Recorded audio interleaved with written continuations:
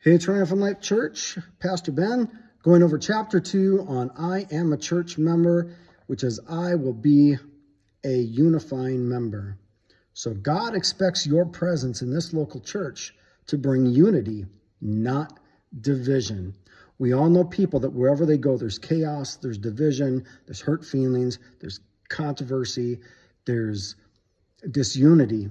And that's not the way it is to be with us. Wherever we go, whatever we do, we're to be a unifying presence. That often means we give up our preferences to keep the unity. And one of the quickest ways to destroy unity within a body is with our mouth.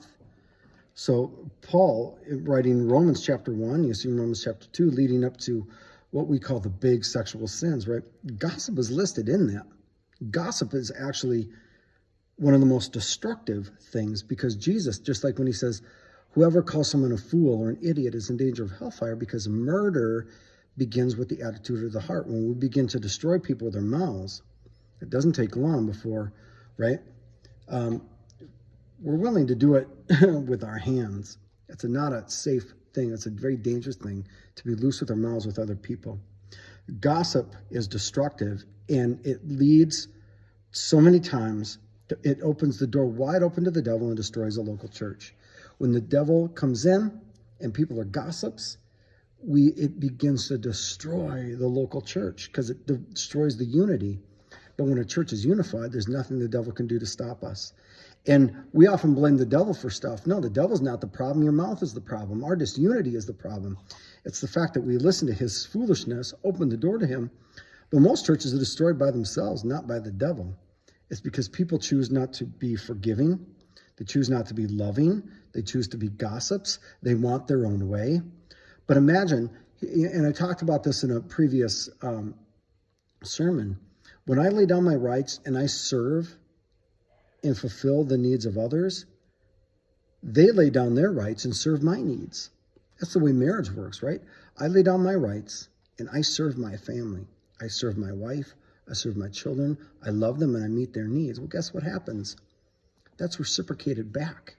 And so when we lay down our rights and we serve the local church, I give up my preferences for what I want in this church, and I do what's best for the church, and I serve and I love other people. Well, that in turn comes back to me. And so if we're going to be unifying church members, lay down your rights. Nobody cares what you think. Nobody cares what you want, right? Just stand up in the middle of a meeting and voice your opinion on it, and there's going to be 5 other people that are going to get up that disagree with you.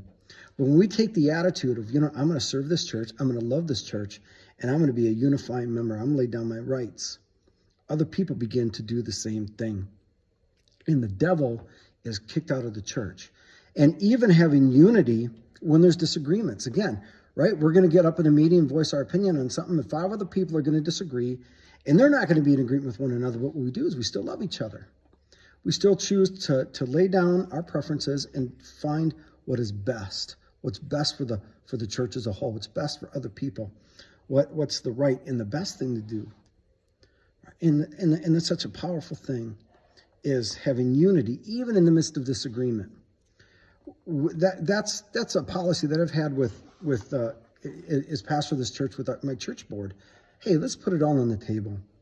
We're not going to, and let's work it out, because I don't want what I think is best. I want what is best, right? And we work through things. We work sometimes through really big things, sometimes through lesser things, but the goal is always what's the best and the right thing. It's not about me.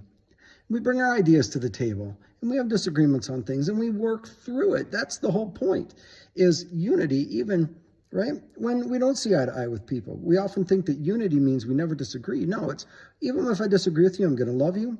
And if I need to, and if it's the right thing, I'm going to lay down my rights. I'm going to give up my preferences. Because most of the things that churches divide and split over are ridiculous. And many churches and church people will be found wicked before the throne because we fought over things that didn't contribute to the overall mission of the Great Commission of the church, why Jesus put us here. Lastly, we have to be forgiving people. And we talked about gossip being destructive, but so is unforgiveness.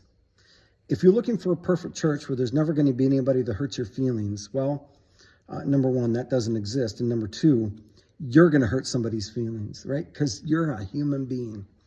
But when we have all these people come together, right?